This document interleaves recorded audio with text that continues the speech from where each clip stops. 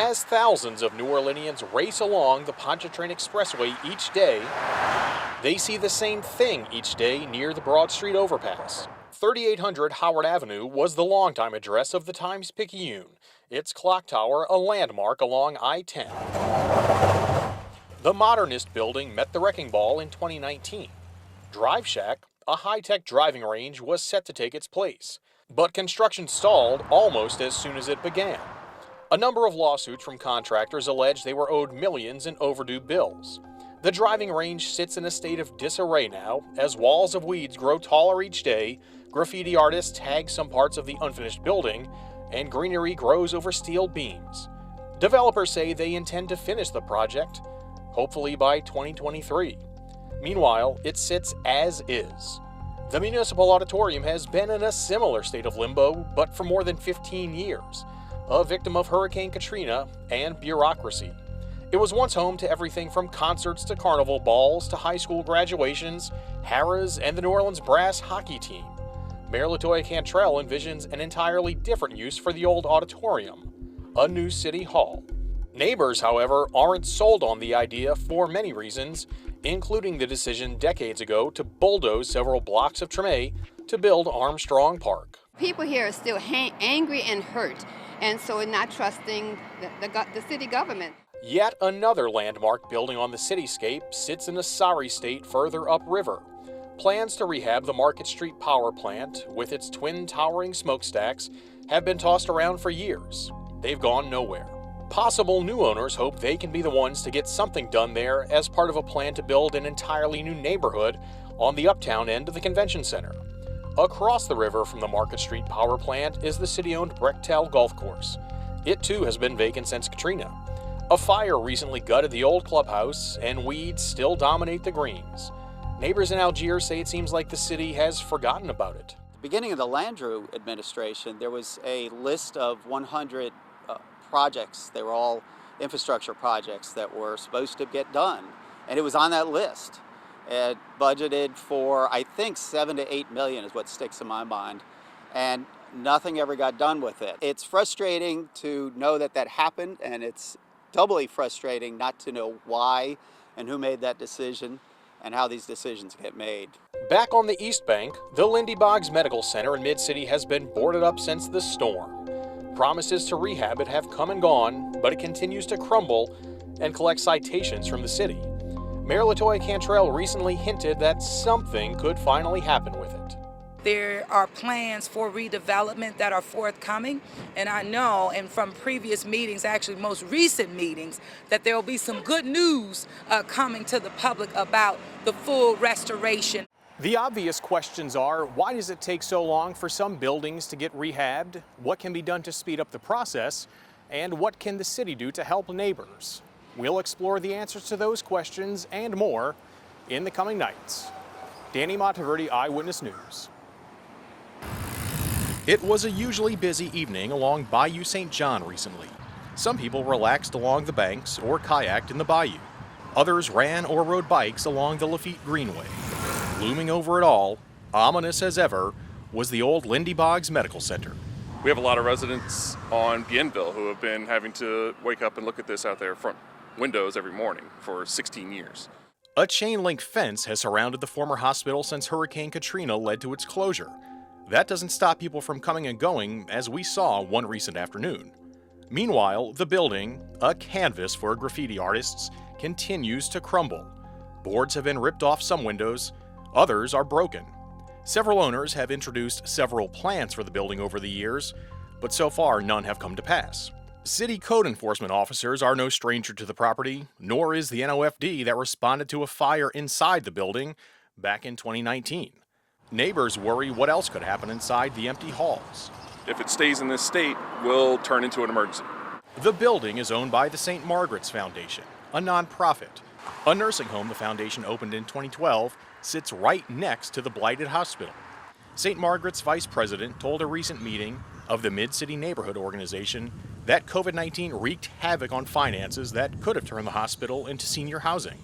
The holdup on the financial markets right now is, COVID, coupled with, obviously perceptions about senior living care, and, investors being nervous about lending in that area. I sympathize. I understand that it's frustrating that, we can't walk into the bank and line up the millions of dollars that we need to, get the shovels in the ground immediately. And COVID certainly didn't help. Chris Bloom, the president of the Mid-City Neighborhood Organization, says he's not happy with the latest reason given the prior broken promises. No, I really don't have very much confidence in any work being done. It's frustrating to think. I know development and commercial real estate is tricky and complicated. It's not something that I deal with in particular, but from a resident's point of view, nobody wants to hear that. Bloom did point out to us after our interview that crews were at the old hospital bricking over a door. Work to pump out the flooded basement also appeared ready to happen. While the owners of the Lindy Boggs Medical Center say there's no money for repairs, there was money set aside years ago for repairs to the city-owned Brechtel Golf Course in Algiers. But those repairs never happened. The golf course went back to nature, creating a nuisance for neighbors. At the beginning of the Landrieu administration, there was a list of 100 projects. They were all infrastructure projects that were supposed to get done. And it was on that list. And nothing ever got done with it. Instead, the land, which was donated for use as a public park, has been untouched for years. From the numbers I've seen, tens of millions have been spent on parks across the river. These pictures show the site in 2014. This is how it looks today, with grass growing wild and weeds pulling down parts of the fence, and trash is everywhere. It's ugly. It's genuinely ugly. Recently, a fire gutted the old clubhouse, but there still are no solid plans for the property. City Hall said after the fire it's working to make something happen. I'd like to see it put back into use, and it's supposed to be used as a recreational space. Danny Monteverde, Eyewitness News. Albert Jackson and Coralie Smith say the view from their front porches has never looked better. It's thanks to this excavator that arrived in recent days. And when it did come, we were so glad. Everybody clapped. It was our abandoned house. This is what 1952 North Durgeois looked like until late last month. Oh, and that was termites. Possum, he came out of it. They had rats coming out there. It looked like a haunted house. The reason? You guessed it, Katrina. Neighbors spent 16 years looking at it slowly fall apart, watching people go in and out, and reporting it to the city, hoping something would be done. We kept on reporting it over and over, and nobody paid no mind. All the neighborhood was calling. About the time we reported it over and over. Would you say months or years? How long? Years. City records show the rotting home had 14 violations. The first half dozen noted in 2014. It wasn't until early this year that the Code Enforcement Department tacked up a notice of demolition. The reality is you can own property and keep it vacant. The problem comes into play when certain city codes aren't met. Just how many properties the city is dealing with that are blighted isn't really known. We asked the city for an interview several times with the Code Enforcement Director, but so far haven't been granted that. But back in 2019, Code Enforcement told the City Council there were an estimated 25,000 to 30,000 vacant, blighted properties in the city. No neighborhood should have this. Dawn Hebert, who heads up the Eastern New Orleans Neighborhood Advisory Commission, doesn't need a number to know how bad the problem of vacant, blighted properties really is. She just has to drive along I-10. It's there you'll see things like this old hotel. It's been like this, like I said, since Katrina. That sit untouched and open to the elements and people. We're really hoping that at some point the city will address this, will contact the owner, cite them, and insist that it's being repaired. Hebert says the Landrieu administration took a stronger stance on vacant properties. Myself and a few of my other community members used to go to something called Blightstat meetings, actually in quality of life meetings. So at those, you had all of the directors of anyone dealing with code enforcement, sanitation, and we felt that once we talked about properties we were concerned about, they would be addressed. And it really helped because we would bring pictures, and they knew that when we came back the next month, we were going to bring it up again if nothing was done. Hebert says that anyone driving through the East, including developers, seeing vacant and blighted properties leaves with a negative perception, something she says isn't the reality. And a lot of people actually don't know what we have out here. Beautiful neighborhoods, lake neighborhoods. We have about 7 lake neighborhoods. Recently, Mayor LaToya Cantrell announced the Mow to Own program, designed to let people who live next to a vacant lot get first dibs on buying it if they cut the grass.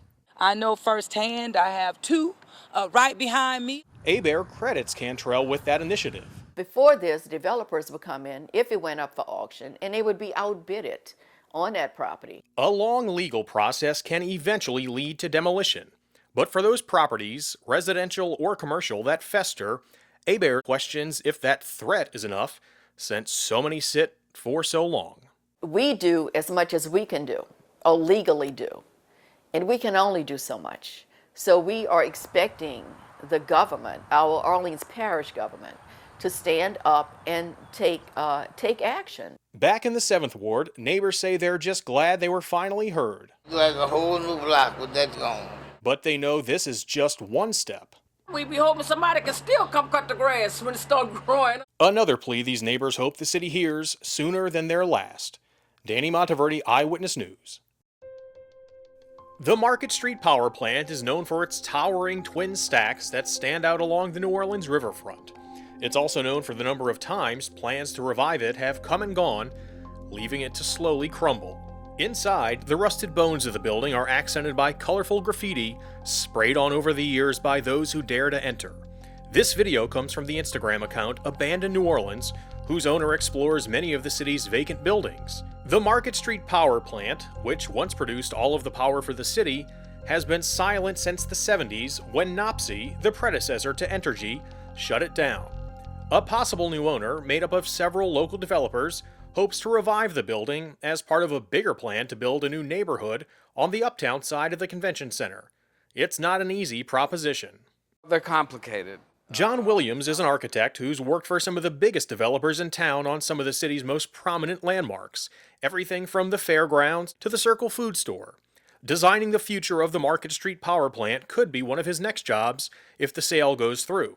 He says the bigger the project, the more issues there are to deal with. Take the power plant, it has multiple levels, it's on the river, the zoning is constantly changing, and you have to, look at doing its own zoning, a planned unit development, or then the financing. How do you finance something like this? It's not, $1 or $2 or $5 million, it's 50 or 100 or 150 million dollars. That financing is another complex issue. It's known in the industry as synthetic equity. That's like the tax credits or a break on your property tax. More recently, Williams says, the COVID-19 pandemic drove up construction costs. If you want plywood, it's several times more than it used to be. He points to one project finally underway as an example of how long something can take. Look how long it took the World Trade Center to not only get the financing, get underway, and then how long it's taken for the construction. Same goes for Charity Hospital, which languished for years before work began to transform it into a mix of homes, retail space, and dorms for Tulane students. Outside of the city's commercial areas, there are pockets of vacant homes. Neighbors in the 7th Ward were glad to see this one finally torn down recently. But they had one question. Where the owner of the property at, I don't know where he lives. And therein lies one problem for the city. When city attorneys want to tackle problem properties, there is a long legal process. One aspect, an extensive title research to identify every person who is an owner or has a legal interest in the property. Get your family members together, because you could at least get a couple of thousand off of it. Dawn Hebert has worked with the city for years to get problem properties removed from New Orleans East. She says she understands there's a process in place, but that it couldn't be more bureaucratic. In other communities, St. Bernard Parish, St. Tammany Parish, we don't see the type of blight and high grass and, overgrown lots. We don't see that in other parishes. We are the biggest city in this state, I believe. So what is it? Why isn't it not being handled when we could see it other areas, other parishes being cleaned up? One of the more prominent vacant buildings in New Orleans East is known as the Caveman Reader Hotel because of the graffiti that was sprayed across its facade years ago. We're looking at colors now. We're going to have to paint the caveman, and it won't be the caveman anymore. We'll have to call it something else. A former Holiday Inn, it's finally being converted into new housing. But just across Chef Highway from that work is this eyesore, a partially demolished apartment complex full of high grass and rotting wood. Abear says she's glad to see some progress, but she and others hope there will be a greater push to wipe out blight on their streets as well. We are wanting to have a better quality of life, but again, we cannot do it without the city's help, and it needs to happen. I don't know when it's going to happen, but it needs to happen. Danny Monteverde, Eyewitness News.